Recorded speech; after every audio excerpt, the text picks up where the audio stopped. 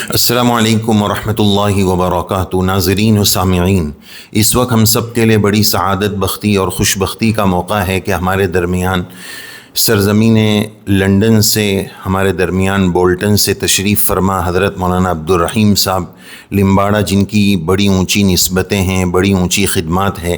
اللہ تعالی حضرت کی خدمات کو قبول فرمائے۔ اور ہم عرض کریں گے کہ حضرت کا بھی ماشاءاللہ مستقل یوٹیوب چینل ہے رحیمی آفیشیل کے نام سے، تفسیررحیمی.com، تو آپ حضرات اس پر بھی حضرت سے استفادہ کرتے ہیں۔ آج جمعہ کا مبارک دن ہے، تو ہم نے حضرت کی خدمت میں عرض کیا کہ حضرت جمعہ کے کچھ آداب اور درود شریف کے کچھ فضائل، اور ایک مسلمان کو جمعہ کا دن کس طرح گزارنا چاہیے، اس پر حضرت کچھ رہنمائی ہو جائے۔ اور بہت سارے ناظرین انگریزی بھی جانتے ہیں، تو انشاءاللہ حضرت بیچ میں کچھ انگریزی بھی انشاءاللہ اس میں بھی سمجھائیں گے انشاءاللہ۔ جزاک اللہ حضرت۔ بسم اللہ الرحمن الرحیم، نحمدہ ونصلی علی رسولہ الکریم، اما بعد۔ میرے واجب الاحترام دوستو، بزرگو، حضرت مفتی صاحب کا میں بہت مشکور ہوں، ممنون ہوں کہ حضرت نے مجھے آپ سے مخاطب ہونے کا یہ موقع عنایت فرمایا۔ اللہ پاک حضرت مفتی صاحب کو اس کا اجر عظیم عطا فرمائے۔ آج جمعہ کا دن ہے، حدیث شریف میں ہے جمعہ کا دن سید الایام ہے۔ فرمایا اسی میں اللہ نے حضرت آدم علیہ السلام کو پیدا کیا، اسی میں ان کو جنت میں داخل فرمایا، اسی میں ان کو جنت سے نیچے زمین پر اتارا، اور اسی میں پہلا سور پھونکا جائے گا اور اسی میں دوسرا سور بھی پھونکا جائے گا۔ تو یہ جمعہ کا دن سید الایام کہلایا۔ اور اس دن کے کچھ آداب ہیں۔ ایک حدیث میں فرمایا اللہ پاک نے پچھلی امتوں کو اس دن سے ہٹایا اور تمہیں یہ دن نصیب فرمایا۔ تمہارے بعد والے دن یہود ہیں، اس کے بعد والے دن نصارہ ہیں، سیٹرڈے سنڈے۔ مطلب اس کا یہ ہے کہ اللہ نے پچھلی امتوں کو کہا تھا کہ ہفتے میں ایک دن ذرا خاص عبادت کر لیا کرو۔ یہود نے سوچا کہ اللہ نے 6 دن میں دنیا بنائی اور 7ویں دن سنیچر کو آرام فرمایا، تو ہم سبت مناتے ہیں۔ نصارہ نے کہا کہ دنیا کی تخلیق اتوار کو شروع ہوئی تھی، اس لیے ہم اتوار کو مناتے ہیں۔ مسلمانوں کی باری آئی تو مسلمانوں نے جمعہ کو منتخب کیا۔ ہسٹری اس کی یہ ہے کہ نبی کریم صلی اللہ علیہ وسلم 13 سال مکہ مکرمہ میں رہے۔ وہاں تو نہ جمعہ تھا، نہ جماعت تھی، نہ عید تھی، نہ جنازہ تھا۔ وہاں تو چھپ چھپ کر 5 وقت کی نمازیں پڑھنا پڑتا تھا۔ جب حضور پاک صلی اللہ علیہ وسلم نے ہجرت کا ارادہ فرمایا، مدینہ شریف کی طرف آپ کو دکھایا گیا کہ ہجرت کرنی ہے، مسلمان دھیرے دھیرے وہاں جانے لگے۔ حضرت مصعب بن عمیر کو آپ نے معلم بنا کر بھیجا، اور مدینہ شریف میں اسلام پھیلا۔ تو وہاں کے بڑے اسعد ابن زرارہ نے اپنے لوگوں سے کہا کہ کیوں نہ ہم یوم العروبہ میں اکٹھے ہو کر ذرا ایک دوسرے کو کچھ نصیحت کر لیں، دین کی باتیں کر لیں تو ہمارا فائدہ ہو۔ جمعہ کے دن کو پہلے یوم العروبہ کہتے تھے، تو انہوں نے جمعہ کے دن دوپہر کی نماز جو پڑھائی ظہر، تو اس کے بعد تھوڑی دیر کچھ خطبہ دیا، بیان کیا، نصیحتیں کیں۔ ایک جمعہ اس طرح ہوا، دوسرا جمعہ، تیسرا جمعہ۔ اتنے میں نبی کریم صلی اللہ علیہ وسلم بھی ہجرت کر کے تشریف لے آئے۔ آپ صلی اللہ علیہ وسلم کو یہ بات بتائی گئی، آپ نے بھی اس کی تحسین فرمائی۔ اور جب آپ صلی اللہ علیہ وسلم پیر کے روز قبا پہنچے تھے، وہاں 4 دن قیام فرمایا، اور وہاں سے پھر مدینہ شریف کی طرف روانہ ہوئے جمعہ کے روز۔ راستے میں بنو عمرو بن عوف کا محلہ پڑتا تھا، انہوں نے درخواست کی کہ حضور ہمارے یہاں ذرا تھوڑی دیر قیام فرمائیں۔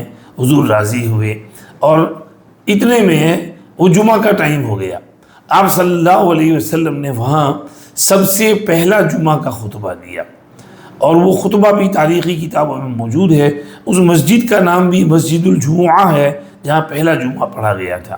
اس کے بعد برابر جمعہ کی تعظیم شروع ہوئی، اور مسلمان ہمیشہ جمعہ کا خاص اہتمام کرتے رہے، اور حضور کے دور میں اتنا اہتمام تھا کہ اڑوس پڑوس میں دیہات کے لوگ مدینہ شریف حضور کے پیچھے جمعہ پڑھنے کے لیے فجر سے چل لیتے، اور چلتے چلتے یہاں پہنچتے، کئی میل کئی کلومیٹر چل کے آتے، اور صبح صبح مسجد نبوی آباد ہو جاتی۔ کہیں پر ذکر کا حلقہ لگا ہے، کہیں تعلیم کا حلقہ لگا ہے، کہیں تجوید اور ترتیل کا حلقہ لگا ہے، کہیں مسئلہ مسائل کا حلقہ لگا ہے، کہیں واعظ نصیحت امر بالمعروف نہی عن المنکر کا حلقہ لگا ہے۔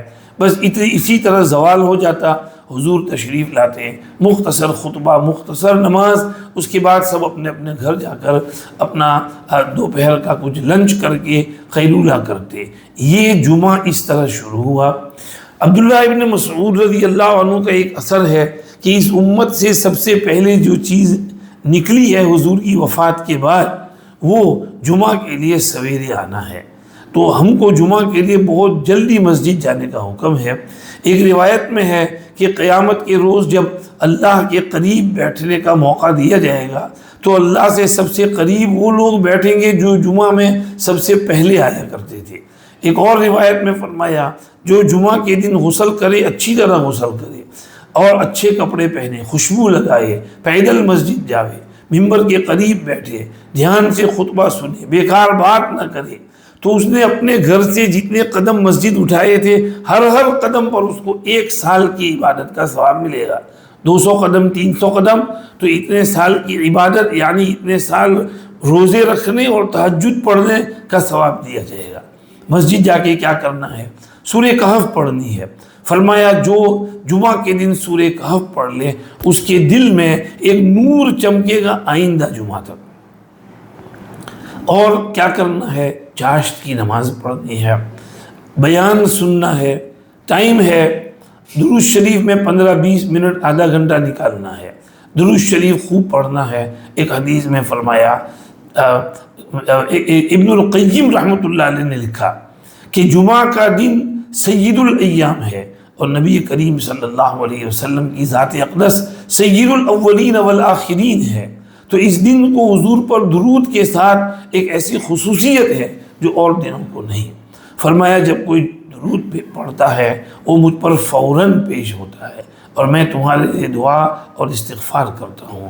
حضور کی دعا ہمارے لیے ہماری دعا سے بہتر ہے، اس لیے کچھ ٹائم نکال کے درود پڑھتے ہی رہنا چاہیے، درود خوب پڑھنا چاہیے، بہت فائدے ہیں۔ نمبر 1، جب درود انسان پڑھتا ہے تو اللہ کے حکم کا امتثال کرتا ہے، obeying the command of Allah. When you're reading درود, you're listening to Allah's حکم. Number 2, you're fulfilling the haqq of your Nabi Kareem sallallahu alayhi wa sallam. Number 3, each durood brings you 40 ni'mats, 10 rahmat from Allah, 10 hasanat noted down, and 10 sayyi'at erased, and 10 ranks elevated in Jannat. تو ایک درود میں 40 نعمتیں ملی، اس لیے درود خوب پڑھو۔ جتنی دیر انسان درود پڑھتا ہے فرشتے اس پر رحمت کی بارش برساتے رہتے ہیں۔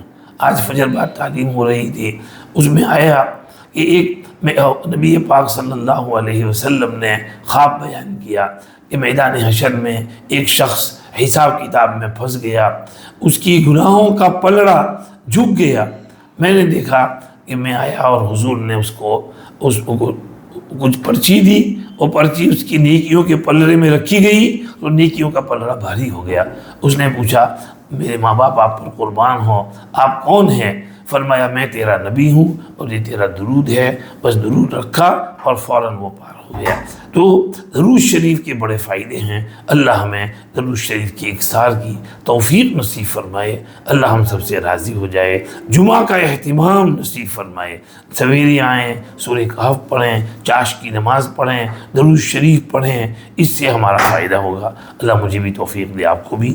اور جیسے حضرت مفتی صاحب نے فرمایا، یہ ہمارا چینل ہے تفسیر رحیمی، اس میں یہ اپنے فیس بک پر بھی ہیں، یوٹیوب پر بھی ہیں، مکسلر پر بھی ہیں، ای مسجد لائیو پر بھی ہے، اور الحمدللہ سب اس پہ آپ کو ملے گا، تفسیررحیمی.com۔ اس میں یہ تو میں نے ایسے ہی نکال دیا، یہ کلر سے سمجھ میں آ جائے تفسیر رحیمی، ہاں بس اس میں آپ جائیے، اس سے فائدہ اٹھائیے. اللہ پاک توفیق نصیب فرمائے، قبول فرمائے، راضی ہو جائے. جزاکم اللہ خیر. جی بہت شکریہ حضرت، جزاک اللہ. آپ حضرات سے ہم ضرور درخواست کریں گے حضرت کے چینل کو وزٹ کریں، پیج کو وزٹ کریں، بہت سارا فائدہ ہوگا. اللہ تعالیٰ نے حضرت کو بڑے کمالات سے نوازا ہے، انشاءاللہ ضرور فائدہ اٹھائیے. بہت شکریہ، جزاکم اللہ. السلام علیکم. وعلیکم السلام.